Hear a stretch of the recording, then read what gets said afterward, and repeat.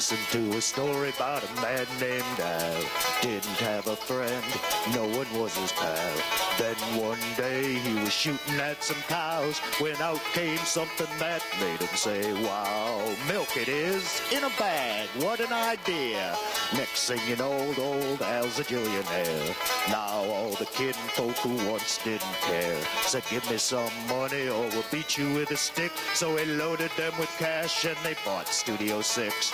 Winona, TV stars, cable kid, the Studio 6 Hillbillies, brought to you by Quick Trip, your milk in the bag store.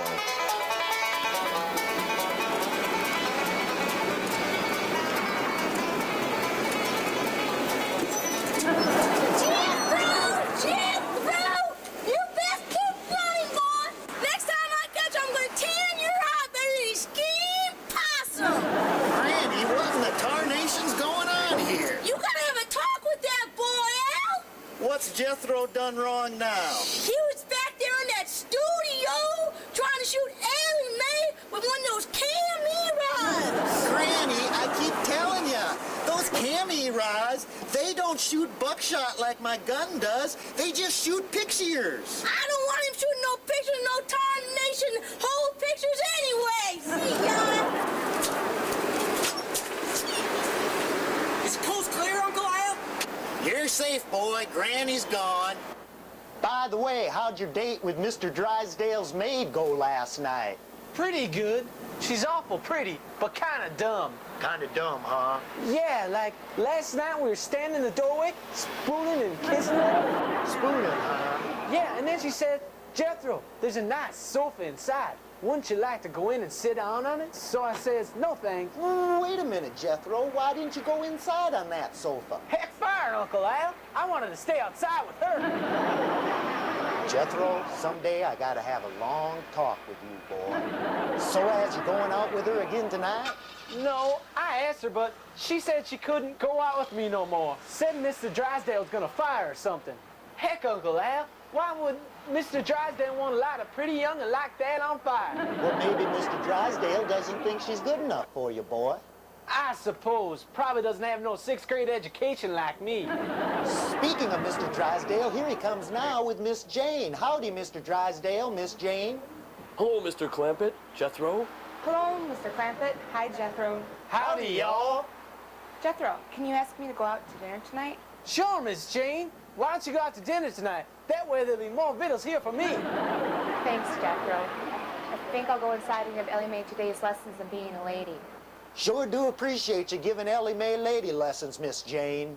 Think nothing of it, Mr. Clampett. My pleasure. Mr. Drysdale, Jethro and I was just talking, and seems he's done spooning with your maid. What's the matter, Jethro? What'd she do? I'll fire her. See, Uncle Al, what'd I tell you? By the way, can I watch when you fire her up? Whatever you want, Jethro. Anyway, I just stopped by on my way to the first anniversary ceremony, a princess moving to Wyndham Park. A princess in Winona? You're not familiar with our Princess Winona? Oh, she's a vision of loveliness with her bronze skin, keeping vigilance in the center of our town at Wyndham Park. You should stop by and see her sometime. Oh, Mr. Clampett, Jethro, good day. Bye now. Did you hear that, Uncle Al? A princess right here in Winona. Now that's the woman for me. None of that maid stuff. I wouldn't get too excited there, boy. You heard what Mr. Drysdale said. She's been living in a park for a whole year. The poor Princess Winona doesn't even have a roof over her head. Yeah, and he said something about her having brown skin, too. Well, of course. How else she gonna stay warm in the cold winter months, boy? I still like to do some spooning with her, though, Uncle Al. Sounds like she could use some spooning with some food. Let's go find Granny. Can I take this dang book off my head, Miss Jane? I'd rather be playing with my critters. Ellie Mae, we need to finish your lady lesson first. You're wasting your time, Miss Jane, with Ellie Mae and lady lessons. She's too old to find a husband. She's darn tootin' 18 years old now. I don't want to be a lady. I want to be like Heather Logan here at Studio 6. Please, no one should be that unladylike. Granny, better get some victuals a-cooking. Princess Winona needs our help. Princess Winona? Yeah, Uncle Al said she'd be living in a park for a year, and to keep warm, she had to bronze her skin. A woman that destitute probably hasn't had a good meal in months. You're right, Al. I'll cook her up some hog rendies, tasty possum bellies, and gizzard gravy. Ooh, doggy. Some cooking like that ought to fix Princess Winona right up. Yeah, then she'll be ready for some serious spooning. Please, folks, Princess Winona isn't living flesh. She's a bronze symbol of our Winona heritage. Don't you worry, Miss Jane. We'll get that food through her bronze skin. That way she'll be well fed and still be able to stay warm. I'll get right on it, Al. Come on, Ellie, let's go. Come on, Jethro. Let's go see if we can find some logs and maybe we could build a log cabin for Princess Winona to stay warm in. Let's go, boy. But, oh dear.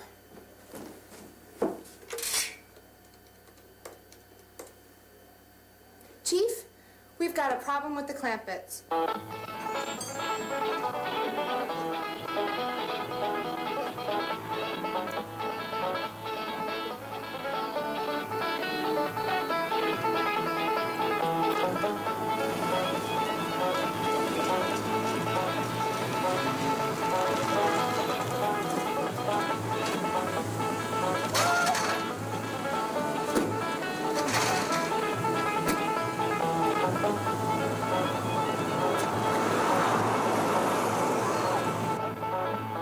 Awful lot of women walking around the park today. How are we going to know which one is Princess Winona?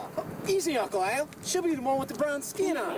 Not so fast, boy. It's a pretty warm day. Maybe she's not wearing her bronze skin. Well, let's not just stand here holding these heavy victuals. Let's ask around.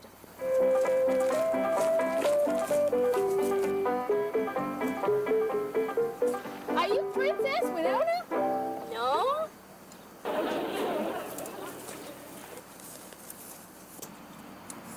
Excuse me, ma'am. You wouldn't happen to be Princess Winona? No, I'm not. Can I spoon with her anyway, Uncle Al? Come on, boy.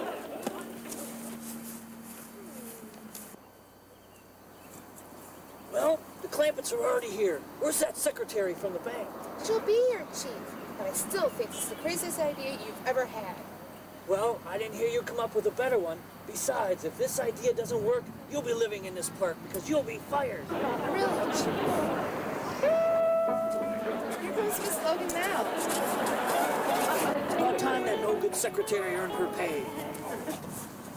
Mr. Drysdale, I really need my job at the bank, but this is asking a little much. Shut up and go talk to the Clampets before they find out that Princess Winona really is a statue and pull all their money out of our bank. Then we'll all be out of a job. Why would the Clampets take their money out of a bank just because the princess is a statue? Quit ruining the storyline and go talk to the Clampets. This is 60s television. It doesn't have to make sense. Excuse me, ma'am. Are you Princess Winona? No. Oh. Hey, Uncle Al, is that Princess Winona over there? She just may be, Jethro. Come on. Are you Princess Winona, ma'am? Yes, I am. Hot diggity, let's do some spooning. Well, hold it there, boy. Let Granny get some victuals in her first. I think you like my special batch of cream and dough chunky soup. Great, just great. All right, now we're ready for some spooning. Hold it. One more thing, boy. Princess Winona, we've decided to make a small contribution to help you with your plight at the park here. No heritage of Winona should be forced to live out of doors. Mr. Clampett, I don't need your money. Now, I know a lady of your stature has pride, so just think of this as a loan you can pay back whenever you want. Don't think of it as charity. Now, let's see, you think 2 or 3 million will tide you over for a while? Did you say million? You better make it 4 or 5 million, Pa. That way she can get herself some new clothes. 5 million? Come on, Jethro, let's do some spooning, some silver spooning. Ah, young love. Kind of warms your heart, don't it? We just might have a princess in our Studio 6 Hillbilly clan anyway. Now it's time to say goodbye to Al and all his kin. They would like to thank you folks for kindly dropping in. You're all invited back next week to this locality to have a heaping helping of their hospitality. Y'all come back now, here